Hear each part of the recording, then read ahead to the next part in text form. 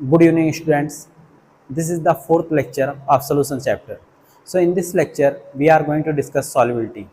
ये चौथा लेक्चर है आपका सोल्यूशन चैप्टर का और हम लोग इसमें सॉल्युबिलिटी डिस्कस करेंगे. So first of all we will understand its concept. पहले हम लोग इसके कॉन्सेप्ट को समझेंगे, उसके बाद फिर इसकी डिफिनेशन पे आएंगे. सॉल्युबिलिटी ये होता क्या है? Suppose you have taken a container. आपने क्या किया? एक कंटेनर लिया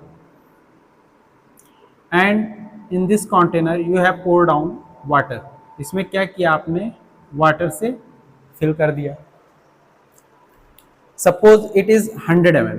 इसको फिक्स अमाउंट, इसमें 100 ml वाटर आपने पोर किया इस कंटेनर में. ये है क्या? कंटेनर, बर्तन है कोई.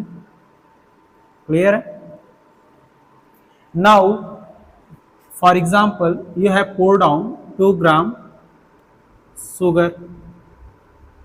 एग्जाम्पल के तौर पे आपने क्या किया? इसमें 2 ग्राम चीनी डाला. इस 100 ml वाटर में 2 ग्राम आपने चीनी डाला और उसको स्टिर किया घुलने के लिए. वो पानी में घुल गया ये चीनी. फिर उसके बाद आपने इसको टेस्ट किया तो आप देखेंगे कि जो प्योर वाटर वो क्या था? टेस्टलेस था. लेकिन जब आप 2 ग्राम शुगर ऐड करके स्टिर कर चुके हो, शुगर डिजॉल्व हो गया वाटर में, फिर उसके बाद देखेंगे इसमें टेस्ट आएगा, स्वीटनेस बढ़ जाएगी. तो क्या आएगा? स्वीटनेस आ जाएगी. क्लियर है? अच्छा, अब वो टेस्टलेट से स्वीटनेस इसमें आ गई. अब फिर फर्दर आपने क्या किया? फिर सपोज उसी पानी में 2 ग्राम शुगर और ऐड किया. क्लियर? मैंने क्या किया? 100 ml एक कंटेनर में 100 ml वाटर लिया, उसमें 2 ग्राम शुगर ऐड किया, उसको डिजॉल्व होने दिया और फिर उसको ड्रिंक किया तो देखा उसमें मिठास आ गई. फिर फर्दर हमने क्या किया? फिर 100 ml उसको वाटर डाल के फिर 100 ml उसको बना लिया. उसमें शुगर ऑलरेडी एडेड है. फिर उसमें 2 ग्राम शुगर और ऐड करेंगे तो देखेंगे स्वीटनेस क्या होगी? इंक्रीज करेगी. फिर आपने एक बार सेम प्रोसेस रिपीट किया करते गए आप, मतलब फिर 2 ग्राम शुगर सपोज ऐड किया. फिर देखेंगे अरे स्वीटनेस फिर इंक्रीज कर रही है. आपने क्या किया? सेम प्रैक्टिकल रिपीट करना चाहा, फिर 2 ग्राम शुगर फर्दर ऐड किया. फिर आपने चेक किया कि स्वीटनेस इंक्रीज हो रही है. फिर आपने क्या किया? 2 ग्राम शुगर और ऐड किया. इस बार आपने चेक किया कि स्वीटनेस इंक्रीज नहीं हो रही है. इस बार आपने ऑब्जर्व किया कि sweetness is not increasing. Sweetness क्या हो रही है? बढ़ नहीं रही है. क्लियर? तो आपको ताजुब, अरे मैं तो शुगर ऐड करते जा रहा हूं फिर भी स्वीटनेस क्यों नहीं इंक्रीज हो रही है? तो आपने चेक करने के लिए फिर दोबारा 2 ग्राम ऐड किया शुगर और फिर चेक किया कि शुगर की स्वीटनेस जो सोल्यूशन की स्वीटनेस है वो इंक्रीज नहीं हो रही. मतलब सेम चीज, ये रिजल्ट ऑब्टेन हो गया.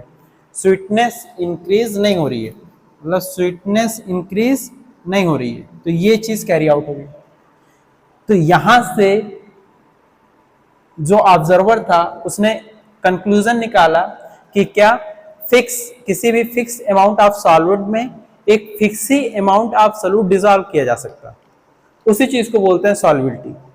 और यहां से डिफिनीशन जो सॉल्युबिलिटी की बनी, इसको ऐसे डिफाइन किया जाता है, मैं लिखने जा रहा हूं. कहा जाता है it is defined as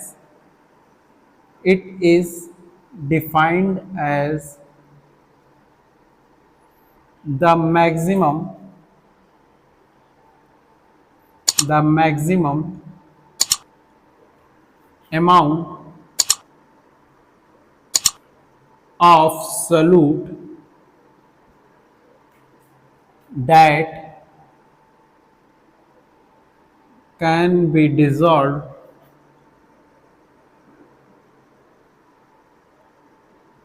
in a given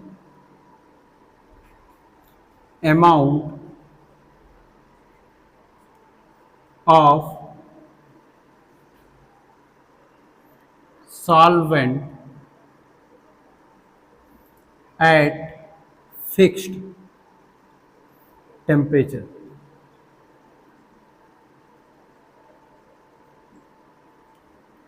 क्या कह रहा है? सॉल्युबिलिटी जो होती है उसको परिभाषित किया गया है, is defined as maximum amount of solute, कितना maximum amount of solute that can be dissolve, जिससे घोला जा सके in a given amount of solvent, किसी भी फिक्स अमाउंट ऑफ सॉल्वेंट में कितना maximum amount of solute dissolve किया जा सकता, ठीक, can be dissolve in a given amount of solvent at fixed temperature. Fixed temperature मतलब पार्टिकुलर एक टेम्परेचर पे। क्यों? क्योंकि टेम्परेचर इंक्रीज करने पे सॉल्युबिलिटी इंक्रीज कर जाती है। जैसे एग्जांपल के तौर पे मैंने इसे कांस्टेंट टेम्परेचर पे था, अब क्या किया मैंने, हीटर रख के इस वाटर को हीट अप किया, ठीक, नीचे हीटर रख के इस वाटर को हीट अप किया, तो फिर देखेंगे कि और शुगर इसमें डिसॉल्व किया जा सकता है। इस वजह से ये कहा गया at a fixed temperature. Clear? I hope it is clear up to here. मुझे उम्मीद है कि यहाँ डिफिनीशन तक आप लोग को क्लियर हो गया होगा। अगला कॉन्सेप्ट है इसमें फैक्टर्स अफेक्टिंग सॉल्युबिलिटी। कौन कौन से फैक्टर्स हैं जो अफेक्ट करते हैं सॉल्युबिलिटी को? Factors affecting solubility. कौन कौन से फैक्टर्स हैं जो सॉल्युबिलिटी को अफेक्ट करते हैं? तो यहाँ पे तीन फैक्टर्स होते हैं जनरली।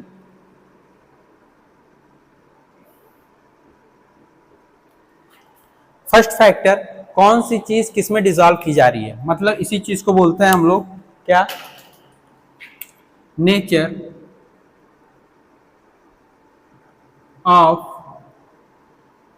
सॉल्यूट एंड सॉल्वेंट, कि क्या कौन सा सॉल्यूट आप ले रहे हैं, कौन सा सॉल्वेंट ले रहे हैं, इसको भी हम लोग तुरंत डिस्कस करेंगे। Next thing is temperature.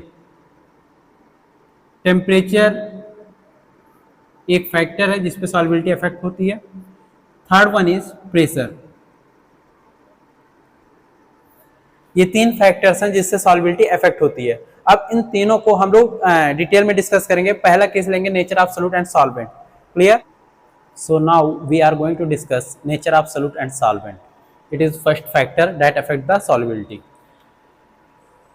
Solute और सॉल्वेंट का मामला क्या है वो चीज समझते हैं हम लोग। सपोज आपने क्या किया, एक कंटेनर लिया, इसमें आपने वाटर ऐड किया। क्या ऐड किया? वाटर डाल दिया। अब इसमें एक रॉक ऐड करते हो। क्या है ये रॉक है, ROCK, पत्थर। अब पूरी लाइफ आप यहां बैठ के वेट करते रहो कि रॉक इस पानी में डिसॉल्व हो जाए, क्या होगा? नहीं। तो वो चीज कॉन्सेप्ट आता है nature of solute and solvent. कौन सा सॉल्यूट किस में डिसॉल्व होगा, किस में नहीं होगा, ठीक। सो ये रॉक डिसॉल्व नहीं होगा तो हम लोग कहेंगे it will never dissolve, will never dissolve. Clear? इसको तो पूरा कर दें। हाँ, तो ये बंदा वेट करता रह जाएगा, कभी भी ये पत्थर पानी में नहीं घुलेगा, ठीक। सेकंड चीज, सपोज आपने क्या किया, फिर पानी लिया और इस बार इसमें सपोज साल्ट का बिगर क्रिस्टल डाला, साल्ट क्रिस्टल, ठीक, साल्ट का क्रिस्टल आपने ऐड किया, ये साल्ट का क्रिस्टल है। तो आप ऑब्जर्व करेंगे ये क्या होगा, साल्ट का क्रिस्टल इसमें डिसॉल्व हो जाएगा, ये विल डिसॉल्व, ठीक। इसके मतलब कि हर चीज चाहे जिसमें डिसॉल्व नहीं होती, बेसिक कॉन्सेप्ट क्या, हर चीज चाहे जिसमें डिसॉल्व नहीं होती उसके लिए कंडीशन है, और वही कंडीशंस हम लोग पढ़ने जा रहे हैं। उसके लिए एक बहुत ही जबरदस्त कॉन्सेप्ट है। पहला कॉन्सेप्ट जो है उसको हम लोग बोलते हैं फर्स्ट कॉन्सेप्ट,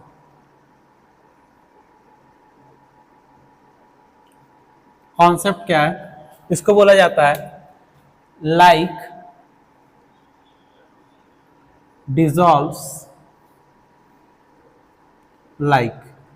ये क्या कह रहा है, एक जैसी चीज एक जैसे को घोलती है। ये क्या कह रहा है, एक जैसी चीज एक जैसे को घोलती है। इसका मतलब अभी हमें क्लियरली समझ में नहीं आया, लेकिन दो स्टेटमेंट यहां से निकाले जाते हैं, उससे आपको कॉन्सेप्ट क्लियर हो जाएगा। पहला स्टेटमेंट क्या, for example polar solute will dissolve in polar solvent। क्या कह रहा है, पोलर सॉल्यूट पोलर सॉल्वेंट में डिजॉल्व हो जाएगा। फॉर एग्जांपल आपने क्या ऐड किया, सॉल्ट, सॉल्ट मतलब NaCl, NaCl will dissolve in water, नमक जो है पानी में घुल जाएगा। क्यों, क्योंकि ये भी किस नेचर का है, पोलर नेचर का। ये पोलर नेचर का, ये भी किस नेचर का है, पोलर नेचर का। इसी का उल्टा, जस्ट उल्टा, मतलब नॉन पोलर कह सकते हैं, non polar solute will dissolve in non polar solvent. क्या कह रहा है, non polar solute non polar में डिसॉल्व हो जाएगा। फॉर एग्जांपल ये आपने नेफ्थलीन बॉल डालते हो ना, मोथ बॉल जो यूज किया जाता है, तो naphthalene will dissolve in benzene, benzene में नेफ्थलीन डिसॉल्व हो जाएगा। लेकिन यही naphthalene will not dissolve in water, यही नेफ्थलीन वाटर में नहीं डिसॉल्व होगा, बेंजीन में हो जाएगा। क्यों, क्योंकि ये नॉन पोलर नेचर का, ये भी नॉन पोलर नेचर का। सेकंड रीजन, ये ऑर्गेनिक कंपाउंड, ये भी क्या है, ऑर्गेनिक कंपाउंड। क्लियर, एक जनरल कॉन्सेप्ट है, उसको भी जान लें आप लोग। एक जनरल कॉन्सेप्ट है,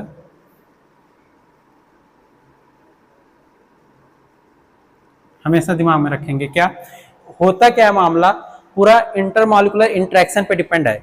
ऐसा सॉल्यूट जिसके अंदर इंटरमॉलिक्यूलर इंटरेक्शन जो है वो बिल्कुल एज इन सॉल्वेंट के जैसे लग रहा है, मतलब जैसा इंटरमॉलिक्यूलर इंटरेक्शन सॉल्वेंट में है, सेम इंटरमॉलिक्यूलर इंटरेक्शन आपका सॉल्यूट में होगा। तो वो दोनों क्या करेंगे, एक दूसरे में डिसॉल्व हो जाएंगे, क्योंकि वहां पे जो इंटरमॉलिक्यूलर इंटरेक्शन सेम लग रहा है। तो उसी के बेसिस पे जनरल कॉन्सेप्ट है। क्या कह रहा है कि इफ सॉल्यूट एंड सॉल्वेंट